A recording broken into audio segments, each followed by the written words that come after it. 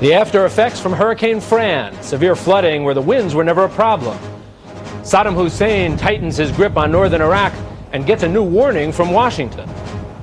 And restarting the push for peace in the Mideast. The U.S. is very involved. Good morning. Thank you all for coming out. From NBC News, this is NBC Nightly News, reported by Jack Ford. Good evening. It soaked and battered North Carolina, then moved inland. And now, after ceasing to exist, Hurricane Fran is causing widespread flooding in Virginia. The moisture Fran left in the atmosphere is triggering new rainstorms and adding to the original flood problem. Here's NBC's Stan Bernard. This is the continuing legacy of Hurricane Fran, floods and rain. She is leaving a trail of destruction and helpless tears. Harper's Ferry, West Virginia. It was the site of John Brown's famous raid to end slavery and 9 major Civil War battles. Today, most of the monuments were underwater. Loaded freight cars are being used to weight 2 railroad bridges to help keep them in place. Just beyond the bridges, the flooded Shenandoah joins the Potomac and turns it into a full boil.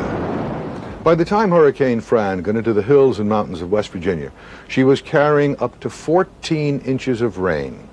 The mountains funneled that vast quantity of water right into the rivers.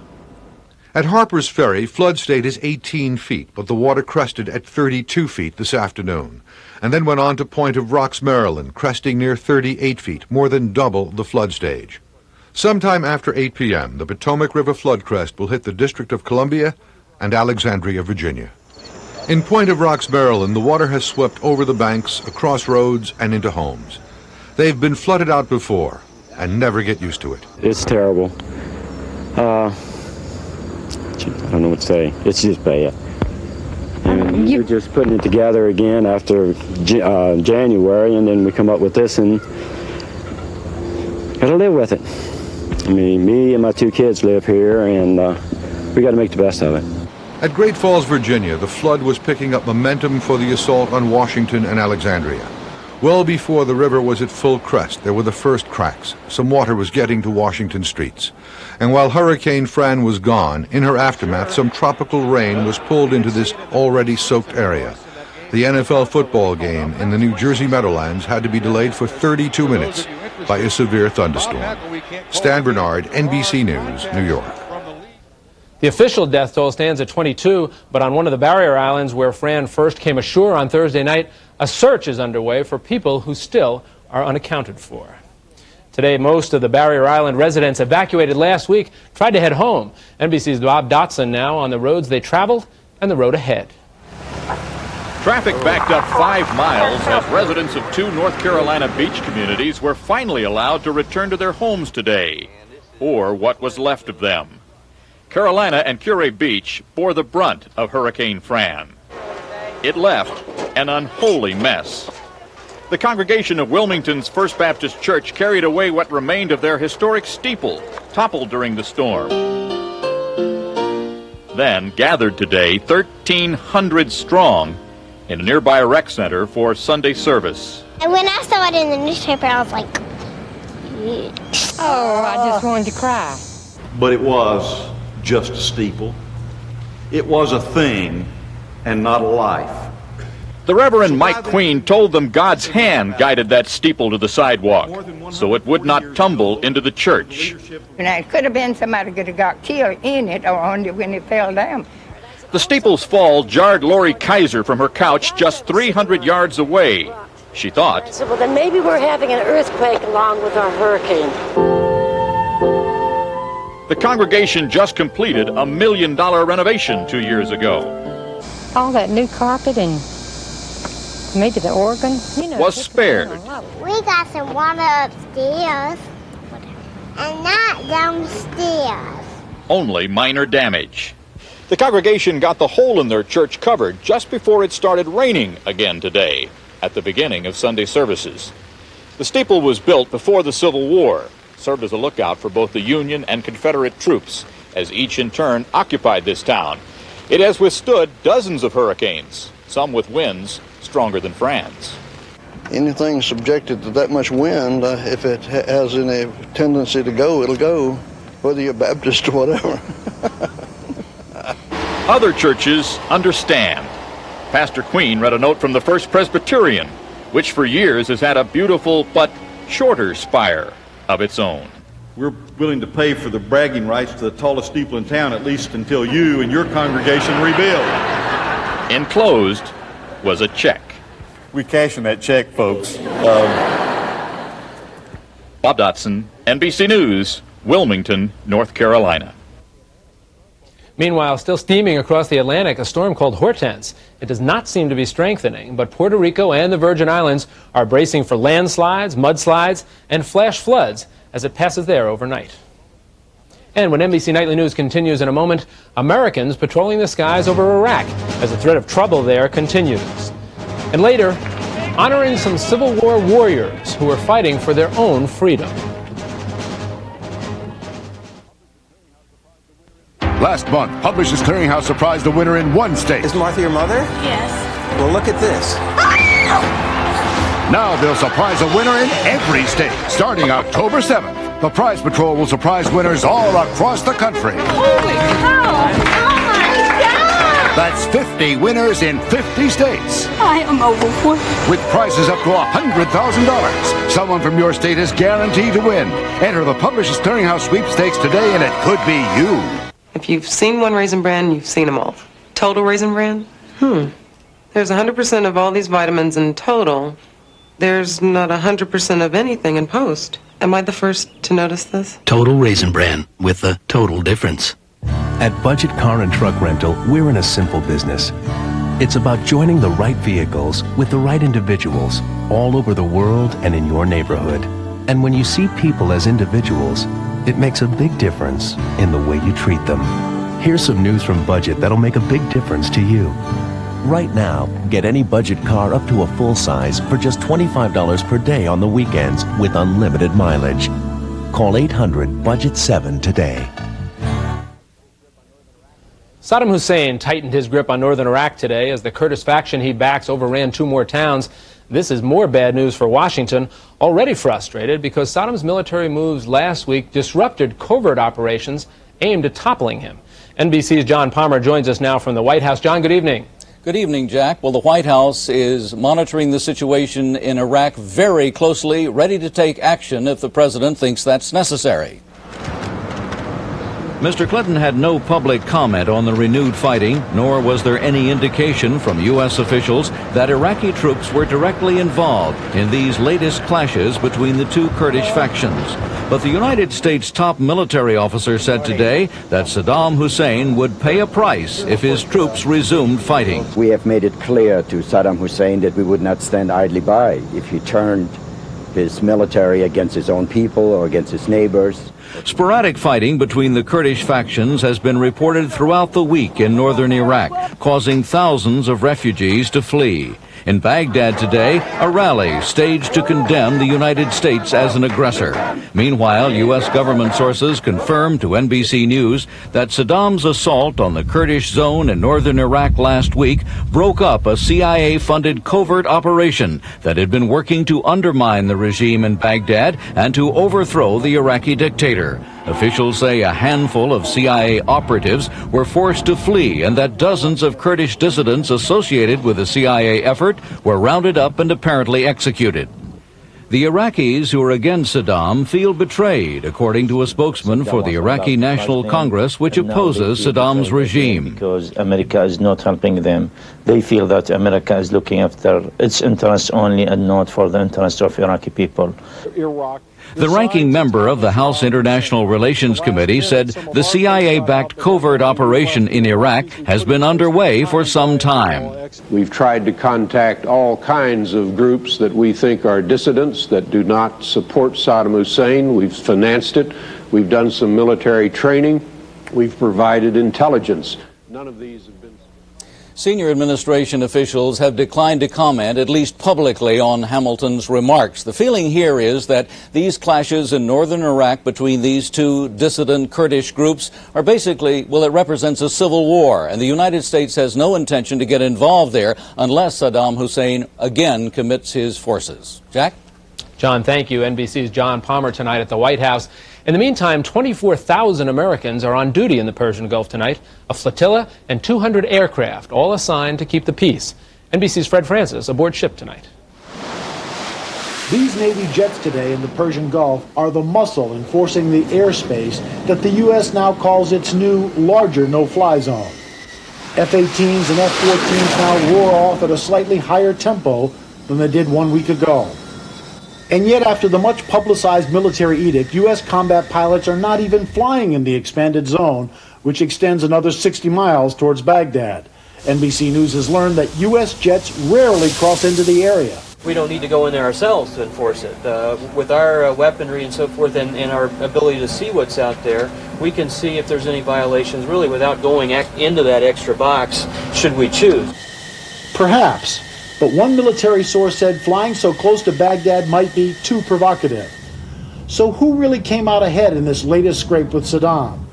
Did the 44 cruise missiles fired at 15 Iraqi air defense targets really hurt? Did it teach the dictator a lesson? Force him to follow the rules? No, say most analysts. Besides losing the use of 2 air bases, Saddam really did quite well. First, experts say, most of the Iraqi air defense targets destroyed can be quickly rebuilt. Second, Saddam now exerts more control over the Kurdish region than he has had since the Gulf War. And finally, he has caused the first serious rift in the ranks of America's allies in 5 years. But even so, U.S. actions did send a message that Saddam would pay a price for his actions and a warning that any move south toward Kuwait wouldn't be tolerated. Today, the men on the destroyer Russell, who fired 8 of the 44 missiles, got a look at the blast damage done by their own weapons. Many said they hoped they didn't have to do it again, because after all, they did kill people. I just realized, somewhere in Iraq that morning, somebody's father wasn't going to go home. And that made me feel kind of strange. Fred Francis, NBC News, in the Persian Gulf. There are positive signs tonight that peace is finally coming to Chechnya. The Russian army began its withdrawal today. 20 months of war in Chechnya left 80,000 dead and 230,000 wounded. Negotiators now have 5 years to decide the fate of an independent Chechnya. And when NBC Nightly News continues, a consumer alert, deals which really are too good to be true. Ray and I set up shop here in the 60s. Man doesn't have a lazy bone in his body. Some time ago, his hands began bothering him. He'd go about his business, but was taking a lot of pills. So our doctor said to try a leave. I could take just 2 Aleve all day. It says so on the label. With Advil, you were taking 4. With Tylenol, it was 6. Just 2 leaves is all he takes. What could be easier? Ray's in every day except Sunday. Gotta get my fishing in sometime. Aleve. All day strong, all day long. It's a great time to be silver because you're over 50 and you haven't lost your edge. Now there's a Centrum made just for you. Centrum Silver for your changing nutritional needs. Centrum Silver. It's a great time to be silver. Sandwiches taste better when somebody else makes them. But you gotta make it with good stuff, like Healthy Choice Cold Cuts. There's less salt, only 1 gram of fat. So with Healthy Choice, I can eat what I like. Call me picky, just don't call me late for lunch. The good old days of supermarket shopping, when nothing stood between you and your next meal. Nothing. But today, there are materials that help lock out harmful contaminants and reduce spoilage, keeping us safe and the food we eat fresh. Plastics make it possible. So now, the rest is history. Dateline Sunday. What did Shapiro and Cochran really say in private? And did O.J. know before the verdict was read? Startling new allegations. Dateline Sunday at a special time. In focus this evening, used car scams. One scheme is so smooth that even dealers have been victimized. It's called clocking, and NBC's Pat Dawson has the ins and outs. The trail of deception often begins here, at used car auctions where dealers purchase cars for resale. Yet even for the experienced used car dealers, it's buyer beware. All isn't always what it seems. I paid for my own mistakes. It cost me a lot of money. Well, you got to go by the title, and you do find out otherwise. There's fines and penalties. But there's little recourse for customers who are burned, people like Roger Lee. We wound up replacing the engine, the transmission, the rear end, and anything else in the engine you can think about. It wound up costing me about $5,500 in repairs alone. The FBI discovered that the odometer on Lee's Mercury, purchased 6 years ago, had been clocked or rolled back, and not just by a few thousand miles. 89,000 miles had been changed to 37,000. Detective Sergeant Mark Emmer is with the New Jersey State Police. I've been doing it for 4 years, and I defy somebody to look at a vehicle that these people are selling and say, yeah, I know that vehicle's clocked from the way it looks. Federal officials say that complaints of odometer tampering have nearly tripled in the last 2 years. It's a huge consumer ripoff. Our estimates are that at least $4 billion, perhaps as much as $10 billion per year, is lost directly to consumer through this kind of fraud. What's driving this scam is a simple law of economics. The average price of a new car sold in the United States is now over $20,000. And as the price of buying a new car goes up, the demand for used cars goes up as well. It's a booming business. Almost 30 million used cars were sold last year, and low-mileage models in good condition are highly prized.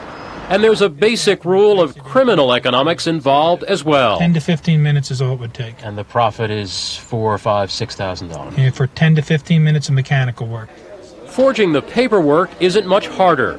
A simple exchange of titles from one state to another is a favored method.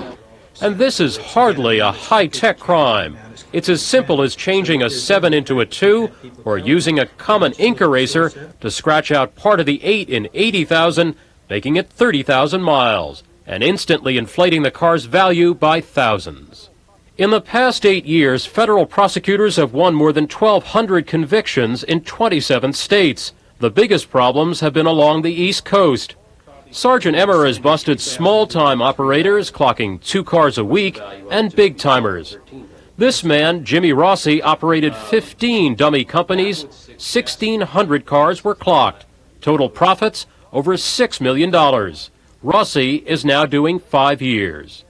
Local investigations are handed over to U.S. attorneys for prosecution because federal penalties are stiffer. There are now dozens of investigations across the country feeding 15 federal grand juries, all chasing a low-tech scam, making high profits for the criminals. Pat Dawson, NBC News, Trenton, New Jersey. And when NBC Nightly News continues, America's investment in a Middle East peace.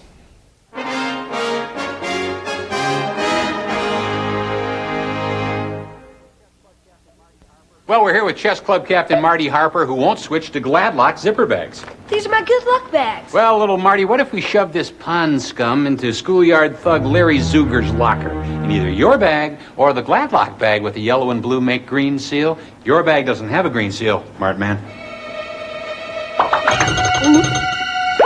I think the smart move would be Gladlock. When it really counts, get Gladlock. Guys, it's awfully humid in here, guys. Fibercon or Metamucil? Both have fiber for regularity, but I like Fibercon better. Same natural action of fiber, same dependable regularity. Fibercon makes staying regular much easier for me. Fibercon caplets, fiber regularity that's easier to take. He was so excited.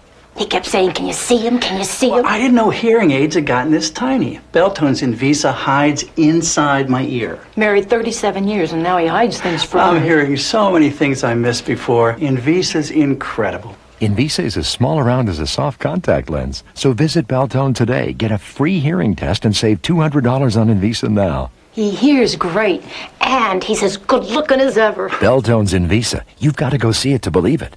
The leading authority on sleep. You know, I've lost a lot of sleep over Nightall. People who worried about sleep aids felt safe counting sheep. Now they count on Nightall. It helps them sleep without becoming a habit. Nightall will help you get your Z's. We've got Florence Vogue, Sergio Tacchini, we've got Persol, and more.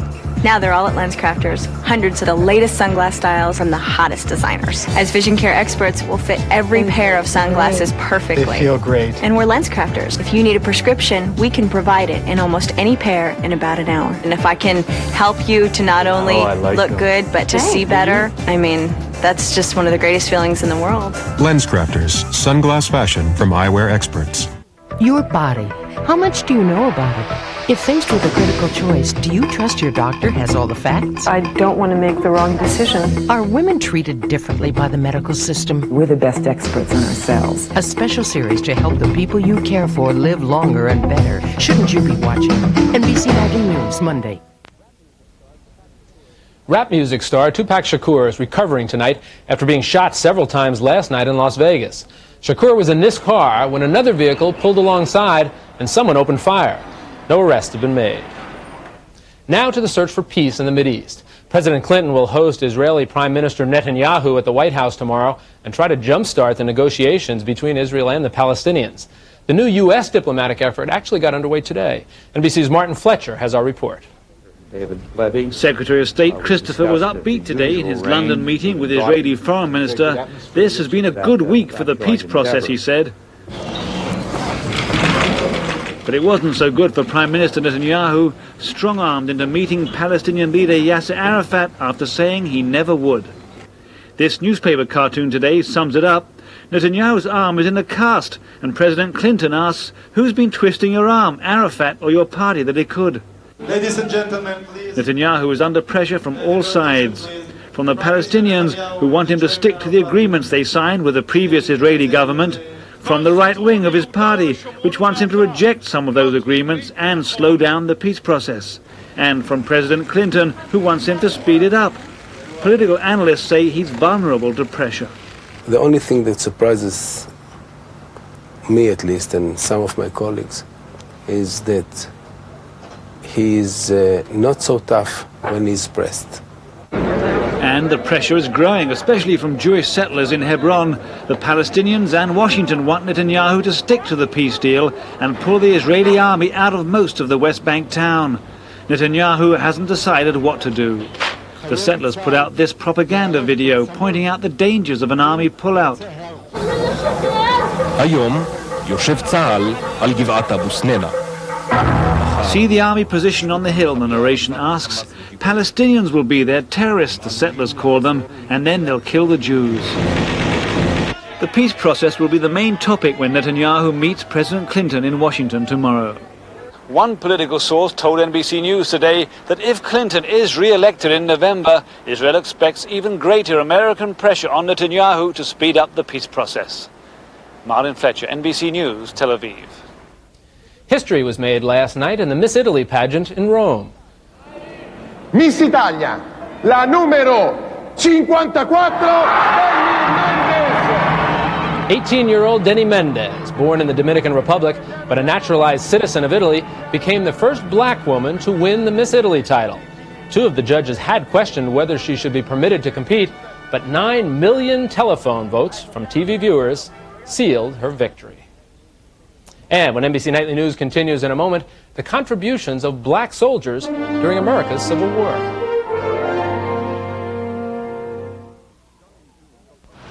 Starting soon, the Publishers Clearinghouse Prize Patrol will surprise 50 winners in 50 states. Are you serious? You gotta be kidding. That's one winner in every single state. There'll be prizes up to $100,000. I've been blessed. Someone from your state is guaranteed to win. I can't believe this. Enter the Publishers Clearinghouse Sweepstakes today, and the winner could be you. Oh my God! Have you tried multigrain Cheerios? I did that multi-grain thing back in the 70s. I don't want to do it again. I like them low fat. No flavor. These are very good. I like it. It's a 90s kind of thing. When I got rid of my gray hair, I wanted a natural look, so I didn't take any chances. I used the sure thing for a natural look, called Just for Men. Apply Just for Men, and in 5 minutes, rinse. It's specially timed to blend away gray, bring back your natural look, and condition hair. It's a sure thing. Just for Men, the sure thing for a natural look. And now try Just for Men Color Gel for the hard-to-color hair of mustaches and beards. Brush in, rinse out. Just 5 minutes. I just feel really good, and I can really give my daughter her birthday present, which is what I promised. So that's really important to me, that I quit smoking. New Nicotrol, a whole new and simple way to help you quit. Only Nicotrol has a 6-week program, not 10 weeks like the other patch or 12 weeks like the gum. It could not be harder for anyone else in this world to quit smoking than me. That's how I personally feel. 6 weeks, 1 step. Take control with Nicotrol. The cases are real. The sentences are real. The consequences are real. So what's this judge doing in this classroom? The answer Monday on Today. And finally this evening, correcting the record.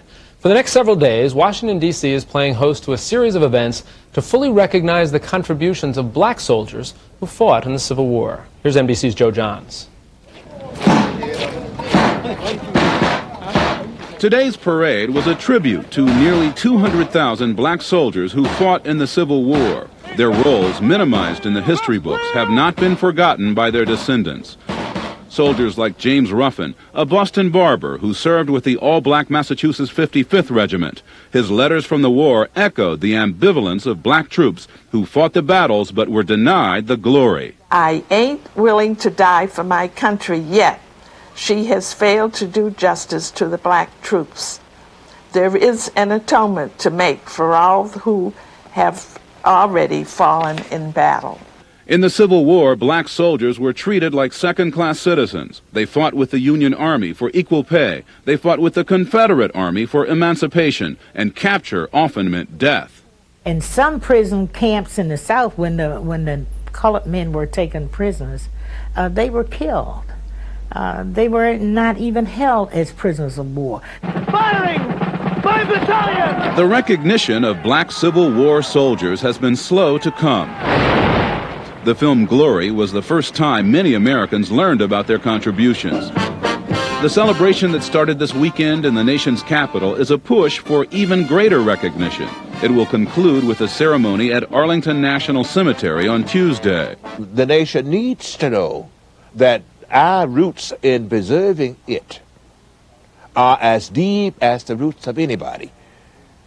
And we participated, our ancestors in African American communities, at great risk. To keep the memory alive, a monument is planned, a reminder to all that African Americans served with courage and honor in the Civil War.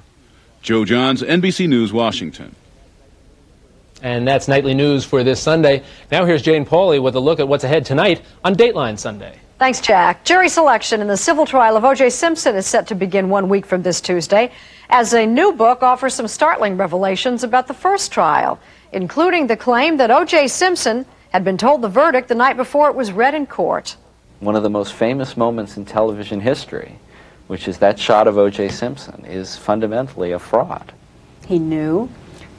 He knew. The story tonight, starting at a special time of 7:30, 6:30 Central on Dateline Sunday. Jack? Thanks, Jane. And Tom Brokaw will be back here again tomorrow night. I'm Jack Ford. Have a good night and a good week.